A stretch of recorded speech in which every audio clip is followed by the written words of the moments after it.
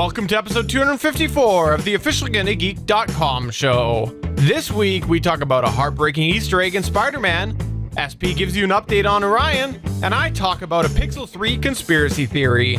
Plus, SP educates you on some Soviet technology. This and more in this week's show. I'm Kier. I'm Haley. And I'm Jay from Gallifrey Public Radio, a podcast member of the Gonna Geek Network. Just like the one you're listening to right now. The opinions expressed are those of each individual. Check out all the other podcasts at GonnaGeekNetwork.com. And get ready, because geekiness begins in 3, 2, 1. This is the official GonnaGeek.com show. Here we're a bunch of geeks talking about geeky things. Each week we run down the latest news and happenings in the world of geek. These are your hosts for the show, Steven. But what if I'm in the mood for a T-Swift story? Chris. I've heard the X is going to give it to you. And SP. That's how we roll on Gonna Geek on Monday night. We get crazy! Gonna Geek Productions presents the official GonnaGeek.com show.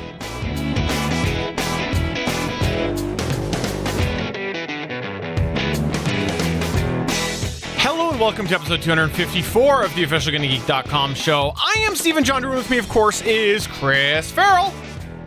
Good evening, everyone. We also have joining us Stargate Pioneer.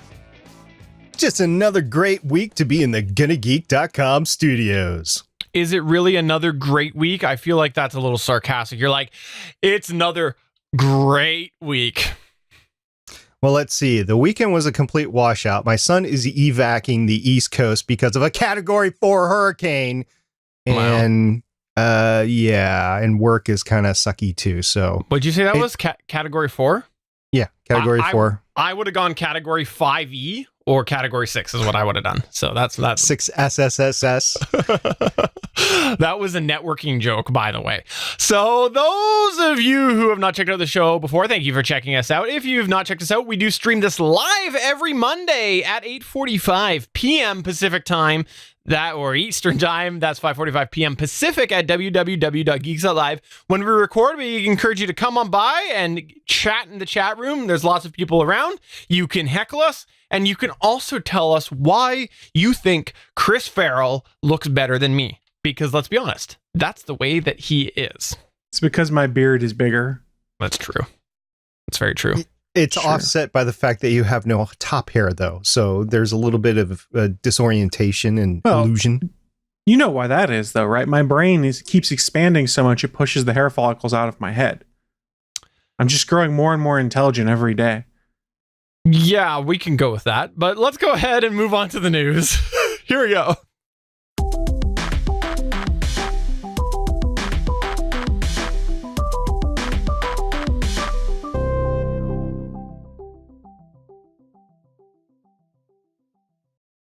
You know, Chris Farrell, sometimes on Sunday mornings, I like to get up and watch a little program. It's a little indie program. It's a podcast and it's called Better Podcasting. So I go and I preview Better Podcasting, before we post it Sunday. But after I do that, I like to sometimes check out All Things Good and Nerdy. And this past weekend on All Things Good and Nerdy, you and your friends over there, or at least the people you pay to be on the show with you, there's no cash flow. We're talking about... We didn't say anything about money. That's fair. That is true. But you were talking about a little startup called Spider-Man and a game. Isn't that right? Yes, we were talking about the Spider-Man game that just came out for PlayStation 4. It's been hyped for a couple of years. It's by Insomniac Games, exclusive to the PlayStation 4. And I might have been weak and gone and bought a PlayStation 4 just so I can play this game. I have a problem, guys. I have a big problem. But we all did pick up the Spider-Man PS4 game. It is fantastic. It is probably going to be in the running for Game of the Year. It is very well done, and it is chock full of Easter eggs and landmarks and nods back to the comics. Some stuff's as simple as finding Doctor Strange's Sanctum Sanctorum. Others are like finding Avengers Tower. Then you can randomly high-five people as you do it. There's so much stuff to do in it. And fans have been pouring through that game, trying to find all these Easter eggs and share them online. And what is quite possibly the saddest but best Easter egg ever was discovered. So a little background on this. What this is it was a sweet surprise. It involves a fan by the name of Tyler Schultz, who in May tweeted at Insomniac Games asking for help proposing to his girlfriend in the game. Both the studio and Marvel liked it, and they tweeted back and said, hey, can you wait until September 7th, which is when the game came out? He replied back, well, we've been together the past 5 years in April, so she should still be around in September. Yeah, she wasn't. Oh. She wasn't. They broke up. But if you go and explore New York City in Spider-Man for PS4, you can find a movie theater, and on the marquee, it says, Maddie, will you marry me? So everyone found this. They started talking about it, going, oh man, what caused this to happen? We want to know the story about this. So Tyler Schultz took to YouTube to thank Insomniac for including it and explain what happened. So here's a direct quote. He said, the thing that sucks about this Easter egg is the date I'm making this video now. 3-4 weeks ago, my girlfriend dumped me to go out with my brother, basically throwing away the 5 years we had together. So I think we know what the 1.1 patch is going to be. I'm glad you mentioned that. He did also mention his girlfriend said the video game message wasn't the way she wanted to be proposed to either. But what did happen? Well, Jacinda Chu, who is Insomniac's art director, saw his tweet and said, oh, that sucks. Wants to change the sign to something else in a patch. Any suggestions? Schultz shot back and said, I'm pretty happy it got into the game. It's a nice little reminder too, the almost mistake that I made. So there's this sweet but also sad Easter egg that made it into the game, and I really hope they don't patch it out, because from a story standpoint, just everyone hearing about it, it makes for an incredible story for the fans who look into it and hear about it. I mean, I'm sure it's probably a little painful for Tyler, but he seems to be a good sport about explaining what happened and being like, well, it's kind of cool it still happened regardless of whether I got married or not. But kudos to Insomniac for trying to pull off a really sweet marriage proposal for this kid, but I'm sorry for Tyler that it didn't happen. But maybe it's all for the better. If she wanted to go out with your brother, maybe it's all for the better. You dodged a bullet there. Yeah. And by the way, that's not the first time we've seen this happen. I remember last year we actually had on the board that we've got here on the side, I actually had a proposal message from SP to Chris, and the same sort of thing happened. Chris ended up dating SP's brother. So yeah. I did? I don't have a brother. Well, you do now, apparently. But I gotta say, I really do appreciate the fact that they offered to change the board. That was really nice. But, stuff happens. Stuff happens. That's the best way of putting it. Maybe they'll change it so someone else can get married from. They'll just change the name to someone else's name. Instead of Maddie, they'll put in, I don't know, insert random name here for someone else. Who knows? The surprise is kind of lost, though. I mean, how are they going to do it? It's 6 months from now. Let's go play this great game, Spider-Man. I mean, how many games are going to come out between now and then?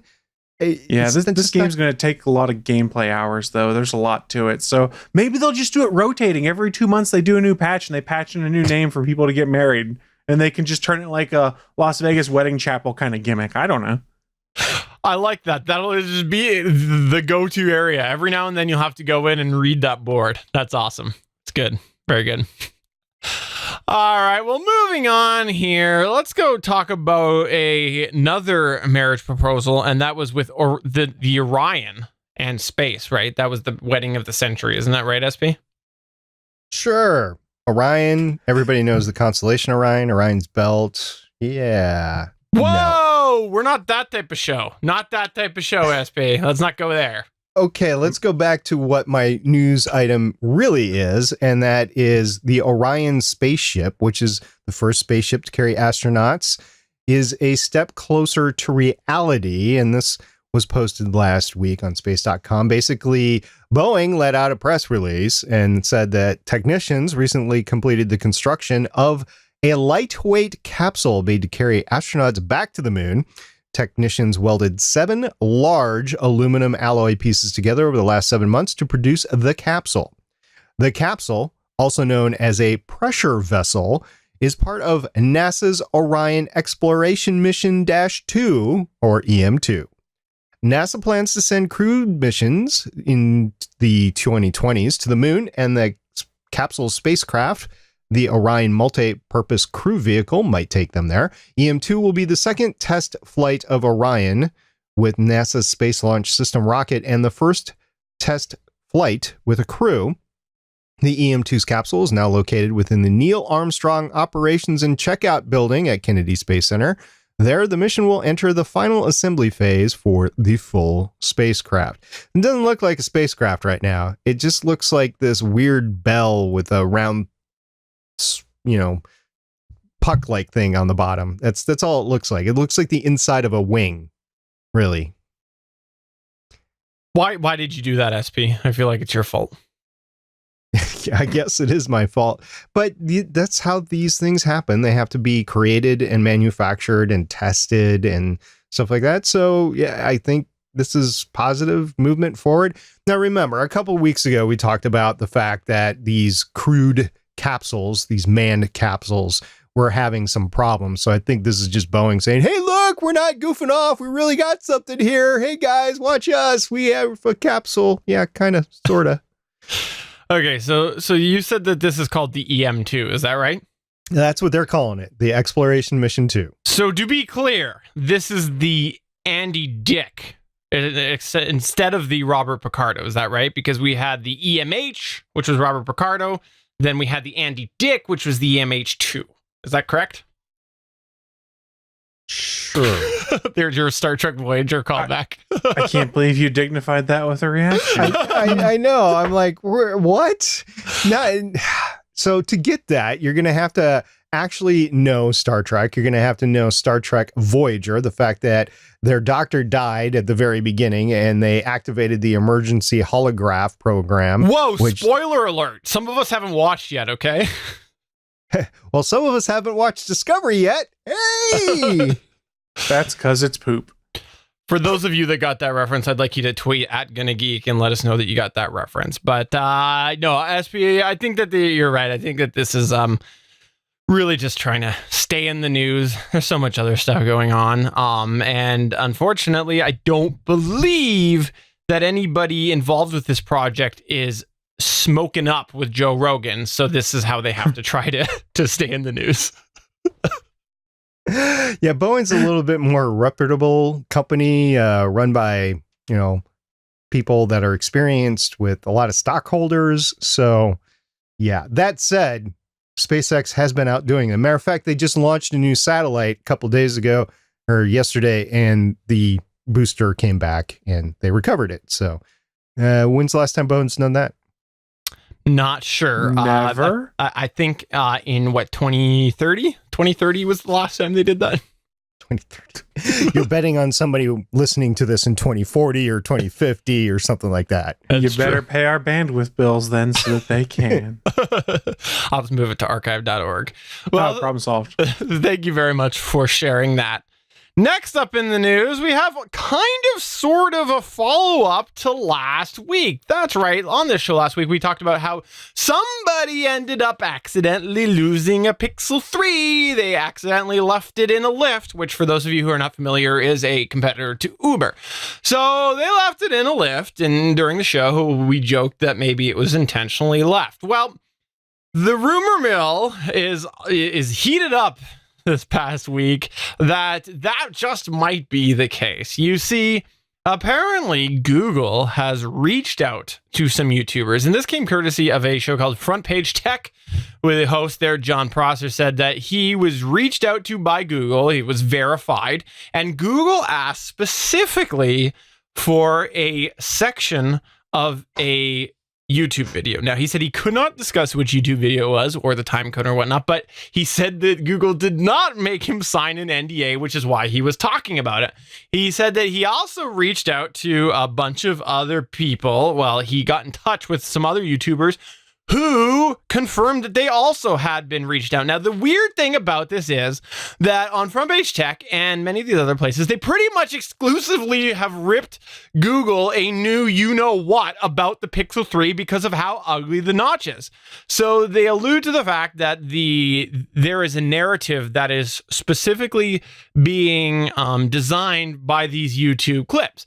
And so the theory is that because this Pixel 3 has been so leaked more than pretty much any other device ever, there's some that are sold on the Russian black market, there's been them left in the lift, there's been them found all over airports, people holding them, you know, the conspiracy theory here is that was a bunch of crock and that they're bamboozling everybody and that it's going to be a completely different product than has been leaked. I would love to believe this rumor because of the fact that I hate the notch. I hate notches on most of the devices. I think that most devices which go with just a small bezel at the top versus just a notch look better than those with a notch. So I would really love to believe this conspiracy, but there's always been an element of leak with most devices in recent years. So for there not to be a leak of the real Pixel, I struggle to see, like, if that was the case, how has the real Pixel not leaked? So I would love to believe this rumor, but I don't at this point. But I like the idea that Google has reached out to these journalists who have really ripped on the Pixel 3s that have leaked. Now, the other thing that I find really odd here, unless it was just a mistake, would be why, if this was the plan, would they not make him sign an NDA if they're wanting to do the bamboozle, unless it was the fact that really things have just completely gone stagnant with the chatter about the Pixel and they're like, okay, we got to get the chatter going again. But I would think if they wanted to do that, just, you know, switch on everybody, they would have made people sign an NDA before going down this route. So it's interesting. I like to follow this because of the fact that it's an interesting theory, but in any case, even if it is just the regular notch, I'm looking forward to seeing what they do with stuff like front page tech and their clip, because really, he'd not been kind at all. I like the notch. I've said it before. So if they end up not having a notch, that's fine too. Although I started thinking about it today and I was like, you know, if I could watch a full screen video and still have like battery life showing and not impacting the screen or something, maybe, but it would be distracting to me to have it there. So I don't know. By the way, at Geeks Alive, like I said at the top of the show, we record this live on Mondays at 8:45 p.m. Eastern. We have former host of the show, JS, who is saying, stop complaining, and that he loves the notch and that the notches are fine, and he likes it on his, Huawei 20? Is that what it was? So, just not for me. I prefer it without it, but I look forward to the day that we take the next evolution and that we do have no notch altogether. I just think that it's a cleaner look, and then, you know, you kind of get the best of both worlds, where one day you will have the cameras behind the glass or whatever, so you get the full thing, but it doesn't look the way that it does. So this is my personal take. I know lots of people do like the notch. Chris Farrell, as a also fellow Pixel buddy, I want to go ahead and ask you, what's your take on this whole thing that's going on right now and this conspiracy theory? The internet loves their conspiracy theories. I don't buy it. It'd be interesting if it was the case. I don't buy it. I'm a pessimist. You know, my theory, if they are doing this for some specific feature reason, is that it's just going to be something like, hey, look, there's now an official feature where you can go in and you can turn on the black bar at the top. We've now added it to Android, so you can kind of hide it, right? But I don't know. I'm not sure. That's not hard to do, though. OnePlus already did it on the 6T. I know, but Google, I could see them, you know, touting something that really isn't anything new. There's actually a third-party app for it and everything. So I read the email, at least it was on screen, that was shown on Front Page Tech. And if I read the email right, they were asking for permission to use it before the event in the morning, which is really weird to me if it was something like that, because why would they show it ahead of time? Like, if it's a negative thing, why would they have it like, hey, look, everybody hates our phone. Now come see the phone. So I'm curious how they're going to spin it. How are they going to spin this? What is the spin on these clips? Even if it's nothing interesting, what is the spin? That's my They're bringing back the 3.5 millimeter headphone jack. Yeah, it's not happening. I wish. All right. Well, moving on to the extra section here. Let's talk briefly about Google Home. That's right. Google Home has an update that might help you unwind at night. Now, while Google has yet to launch its well-being features on Android phones, it looks like the speaker, if you have one, smart speaker. Oh, Officially launched. You can get the beta right now if you want.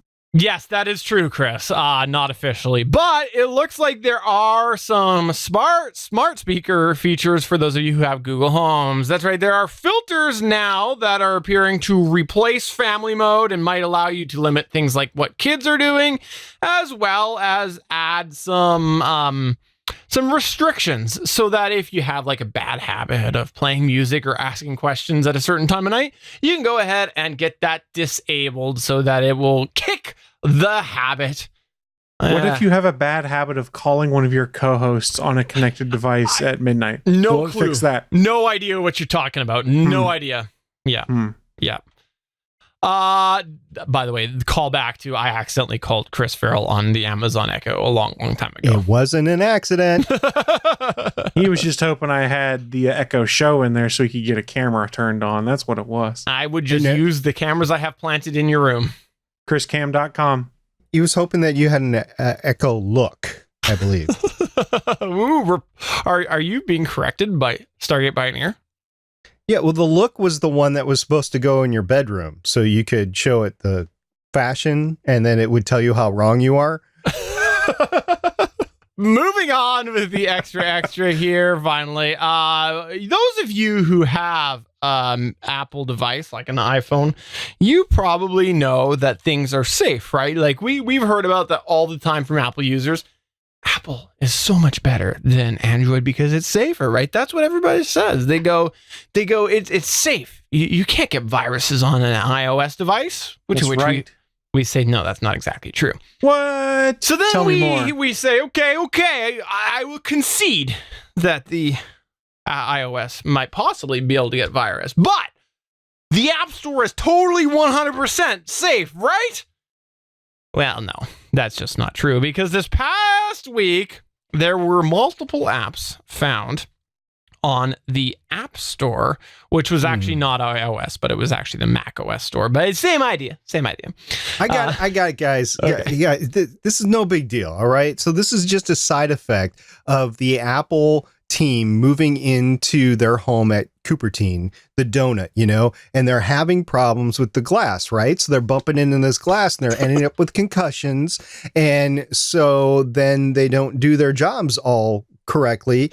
And it'll go away because the glass is going to get smudged. They're going to see it and they're not going to run into it anymore. So this is a short time thing, guys. That's fair. I see. That makes total sense. So for those of you who aren't sure what SP is talking about, the Mac OS store, no, it was not iOS, but still, I like to highlight iOS problems because a lot of people think that it's totally safe and there are still bugs. Because Steven hates iOS. The Mac OS store actually had some apps that were found, caught stealing and uploading browser history. That's right. There were multiple apps that seemed to be certified by Trend Micro that what they essentially did was when they first installed on your Mac OS, they would essentially zip up your history and upload it to a server. So this was in the Mac OS store, which just goes to show that there were indeed some apps that were cleared that were maybe not necessarily the cleanest of them all. The really annoying part about this was that the apps were distributed by Trend Micro, and Trend Micro is a name that a lot of people know about. So it's slightly alarming to me, but Apple was pretty quick to go ahead and remove them from the App Store. Nonetheless, I think it just goes to show that those of you who think that Mac is safe, put aside the iPhone talk, those of you who think Mac is safe, yeah, guess what? This is an example on how it might not be. So, Chris Farrell, I'm assuming this means that your MacBook that you've gone and burned. Is that right? Yes, the MacBook that I own and used every day that I've never talked about on this show once. I totally burned it in protest and then went back to using my Chromebook because that's safe. Well, you had to go back to your Apple device, your MacBook, because your Chromebook or your Surface Book didn't have the network connection into it. That is true. Yes, I did complain about that previously. That when I was having Last week, router buddy. issues, I couldn't plug in to fix them. Yeah, you know what? It's bound to happen. Honestly, like everything, as much as we hope can be checked, something's going to pass the check eventually, and this is just an example of it. The alarming part to me is that multiple ones were listed on there, but I think that it just goes to show people need to pay attention whether they're using Apple or Windows, and just because you have a problem with one of them doesn't mean it's necessarily time to jump ship, because the other might have problems as well. So that is going to take us to the end of the news. We're going to get to SP Space Symposium in a moment, but before we do that, I want to remind you that we're part of the Gonna Geek Network. The Gonna Geek Network has a bunch of amazing geeky content on there, a lot of great geeky podcasts. There's some that are audio only, there's some that are video, there are some that stream live to geeks.live, but you should check these out at gonnageeknetwork.com. The TV series are about to all kick off towards the end of the month. There's lots coming back. So a lot of these Gonna Geek podcasts you're going to see get back into the regular routine, unless, of course, it's Agents of S.H.I.E.L.D., then you must wait for the summer. That's going to be 2019, actually fall of 2019 from what I'm hearing, and there might be Agents of S.H.I.E.L.D. on the Disney streaming service. We don't know. They haven't announced it, but its timing lines up pretty good. But one of the ones I want to highlight here right now is the Dad.io podcast. They're our newest member on the Gonna Geek Network, so you should definitely check them out at gonnageeknetwork.com. But let's go ahead and move on to SP's Space Symposium. You probably know SP from various shows on the Gonna Geek Network, but did you know that outside of podcasting, he's actually the director of the secret government space organization called SNASA? You're about to hear him declassify some Area 51 level secrets in the segment he calls SP's Space Symposium.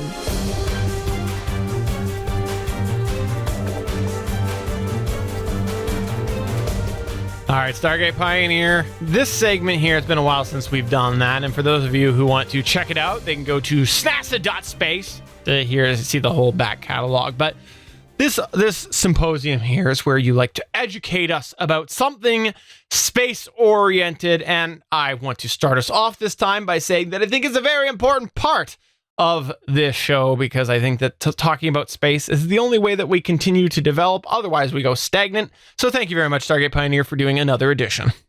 Yeah, you bet. Even though we're talking a little bit of the space history right now, it's good to know it because it's going to be a big part of our future. And yes, it's been a while. Though I checked, the last time we recorded an episode was almost 4 months ago on May 21st, 2018. We talked about Luna 1 back on Gonna Geek 240. And this segment actually goes all the way back, over 100 episodes, back to when I first talked about the James Webb Space Telescope on Gonna Geek number 136. So there's been a ton of stuff. And right now, we started with space telescopes, or I started with space telescopes, and then we moved on into unmanned space probes that went out into the outside of the Earth, basically, and started probing the outer space. This is our 7th version, and we're going to talk about Luna 2, which is a Soviet space probe. And it's very important because we talked about Luna 1 last time. It was the first one to fly by the moon. This one was the first one to actually reach the moon. So very important. We're going to talk about back in 1959. Remember, we talked last time that the Soviets were kind of dominating the outer space sphere. And this is an exemplar of how they did that. They continued to do it. You had Sputnik 1. You had Sputnik 2 with the dog in space. You had the first moon flyby with Luna 1, and now we have Luna 2. So it was launched on September, I believe, 12th, 1959, about 9 months after Luna 1. So this took some time to get going after the Luna 1 launch. And it took off from Baikonur, but a little known fact is that the first stage of the original rocket failed. It didn't blow up, but it didn't launch. So they took the entire rocket down. They mounted Luna 2 to the new rocket, and 3 days later they took off. I don't think you could do that today. I mean, I think Elon Musk would like to do that today, but I don't think you could do it today. Now, the failure rate was a lot higher too, remember? So there is a bad part of it, but it was kind of fun seeing this stuff rapidly progress once you got it on the pad. Now, Luna 2, the design was very similar to Luna 1. If you don't remember, we talked about how it was spherical, kind of like Sputnik. It had protruding antennas like Sputnik, and it had similar instruments, the Luna 2 to Luna 1. We'll get into the instruments in a little bit. Now, of note, the last stage, the third stage of the rocket that carried Luna 2 also is on the moon right now, and it impacted the moon about 30 minutes after Luna 2 did, but there wasn't any tracking device on it. So it was immense uncertainty at the time as to when and where it landed. Now, we talked before about how secretive Russia has been with its space program, with Sputnik 2, Luna 1. We talked about how they didn't want to share their data and how the rest of the world was trying to sneak in on the telemetry just to get a hint on what was happening. Well, this time was different because Russia wanted the world to know that they would reach the moon. And they did this by providing the details of the Luna 2 trip to Jodrell Bank, who was in England. And at the time, Jodrell was the world's largest radio telescope and just about the only telescope capable of tracking Luna 2 from Earth to the moon. Now, Jodrell Bank received signals from Luna 2 after takeoff. When the signal stopped, this was confirmation that Luna 2 had reached the surface of the moon and didn't just fly by it like Luna 1, as the impact definitely destroyed the spacecraft. Now, the impact happened on the 13th of September, 1959, and several astronomers confirmed that around the same time, and they spotted a flash of light on the moon's surface. We'll talk about how that happened.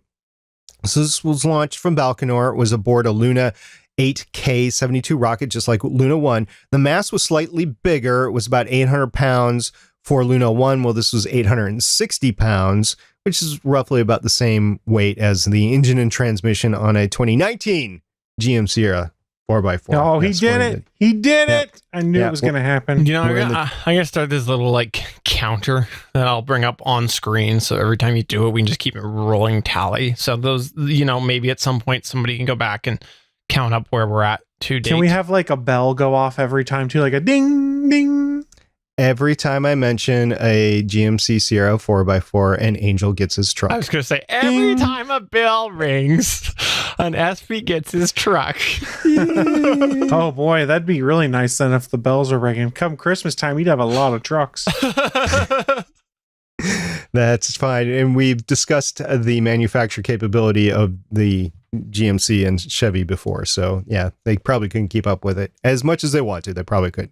Anyway, so the mission was basically to provide a visual from the Earth to the moon, or from the moon to the Earth, that the spacecraft had actually impacted. So how they did that is they released a vapor cloud that expanded to about 400 miles in diameter. And that could be seen by observatories in Alma-Ata, in Tbilisi, and Stalingrad, and a lot of other places. And the vapor cloud also acted as an experiment to see how the sodium gas would act in a vacuum and zero gravity, because this was one of the few times we had gone above the Earth's gravity pull. So the payload, of course, there was radio equipment. There was also 5 different sets of scientific instruments that were meant to study interplanetary space, including a magnetometer, a Geiger counter, a scintillating counter, a micrometeorite detector, and other equipment. Now, also on board, the spacecraft and the third stage carried these pendants. Now, so Luna 2 took several symbolic pendants featuring the USSR's coat of arms and the nation's abbreviated name in Russian, which is CCCP. These pendants were found on metallic spheres that were filled with liquid, and on impact, the liquid would explode and would scatter the pendants across the lunar surface. Also of note, a replica was given by the premier of the Soviet Union to the president of the United States, and right now is in one of the presidential libraries. So we do have a replica of the pendants here on American soil. So the Russians sent one up. impacted with the lunar surface. What else did they actually get from this? Well, Luna 2 did actually prove previous measurements of the Van Allen radiation belt that were taken from Luna 1 around the Earth, but it was not able to detect any type of radiation belts around the moon. This is because the moon does not have a molten core that's actually creating these waves. We know it now, but they didn't know it then. So this was the first indication of that. And also it was able to, the spacecraft Luna 2 was able to discover a flow of plasma coming from the sun. It's what we now know as solar wind. So that was a discovery from this mission. And of note, if you actually ever get to the moon and try to search for this, you're going to have a tough time because Luna 2 was traveling at a speed of 3.3 kilometers a second, or for us Americans, 7,200 miles an hour when it hit the moon. I don't think there's anything left of this thing. Yeah. Yeah. It's powder, I would assume. Either that or impacting really, really deep. Now, a side scientific discovery from this was actually the first impact mission of another celestial body. I was going to say solar body, celestial body. And it spurred an entire line of science to try to figure out how the craters got on the moon. So subsequent to Luna 2, there was a bunch of other missions that were actually thrown up to the moon to impact the moon to try to recreate craters to see how the impacts actually formed, how the moon formed, basically. So that was a nice side event. Now, the orbit to get there was not the orbit that we typically think of when we think of the Apollo missions. That was an orbit around the Earth. Then they went into a Holman transfer orbit to get into the lunar orbit. They deorbited that Holman transfer orbit into a lunar orbit. And it took 3 days to travel from the Earth to the moon. This did it in 33 hours. So again, that's why it was going so fast, 7,200 miles an hour. It was a bullet shot straight from the Earth up to the moon. So the Soviets had it going on there. This is not the last Soviet probe that we're going to talk about. There's going to be some American ones along the way, but until a certain time later, the Russians, the Soviets really had the advantage in the early space race. So what you're saying is that you Americans are really obsessed with Soviet and Russian stuff. Is that correct? Is that what you're saying? I think during the Cold War, I think that was a fair assumption. Accurate, yes. Yeah, that's fair. Well, thank you very much for sharing that this week. If you want to go ahead and head on over to geeks.link/254, I'll make sure to get in there a picture of this. SPO always digs up a picture, and I'll make sure that we've got that linked in the post. The best way to describe that is it looks like a ball with antenna and something that I won't say on the very top. We'll leave it at that. It looks a little sexual.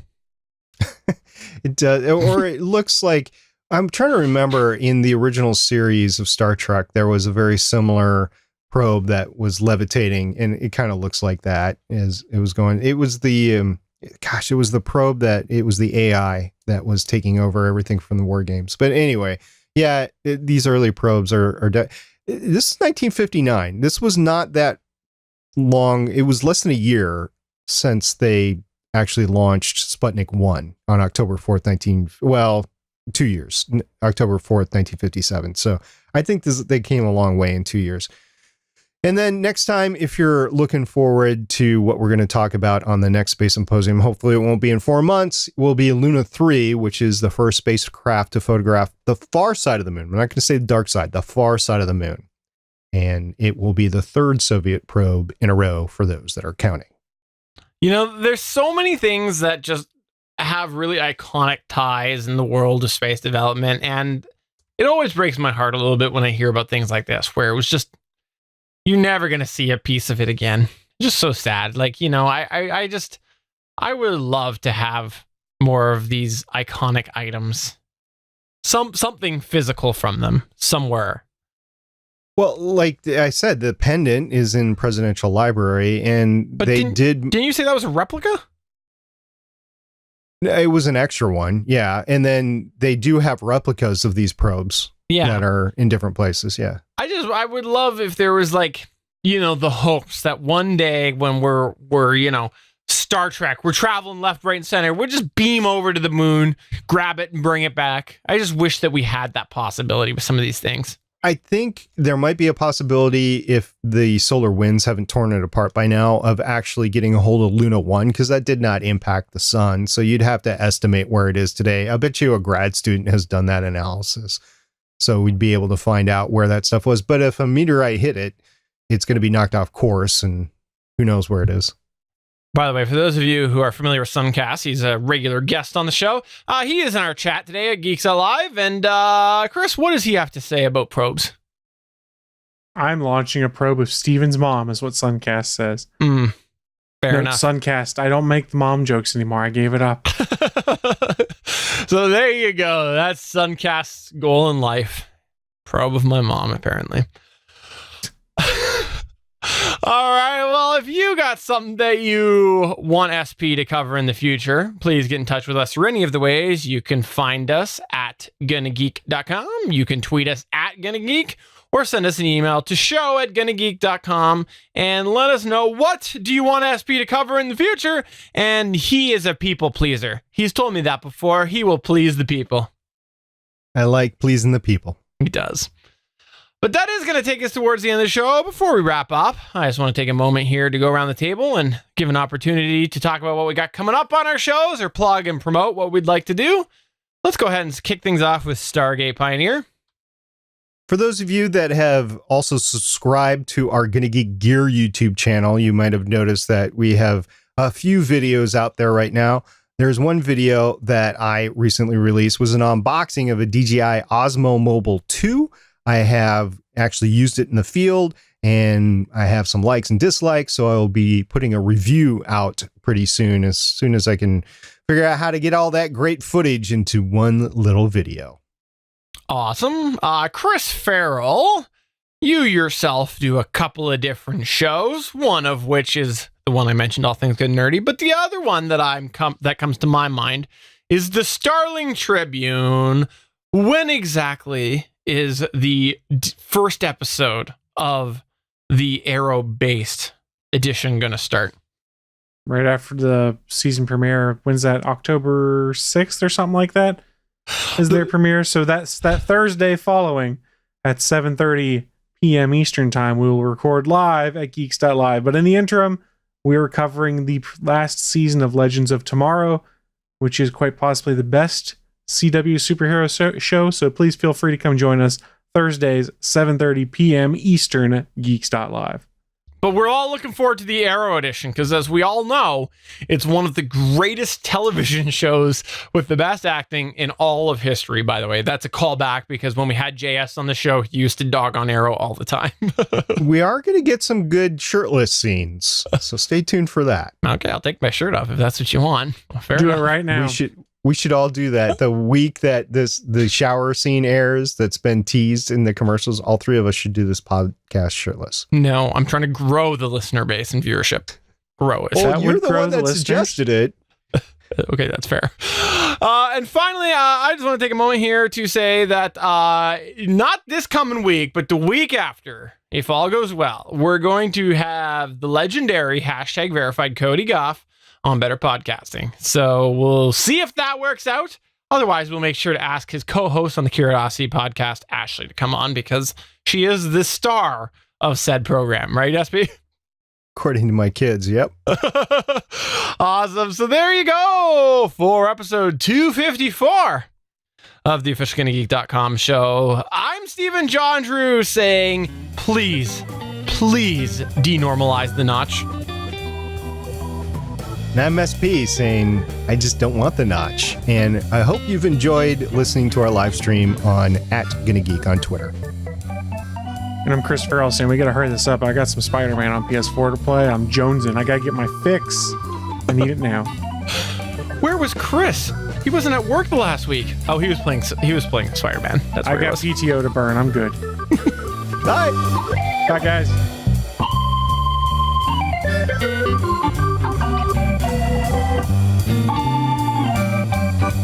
for checking out another episode of the official GonnaGeek.com show.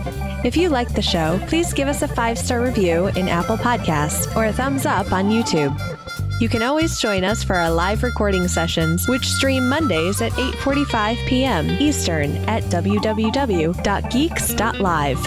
And remember, you can find our full back catalog at GonnaGeek.com/show. If you're itching for more geeky content, check out other shows on GonnaGeekNetwork.com.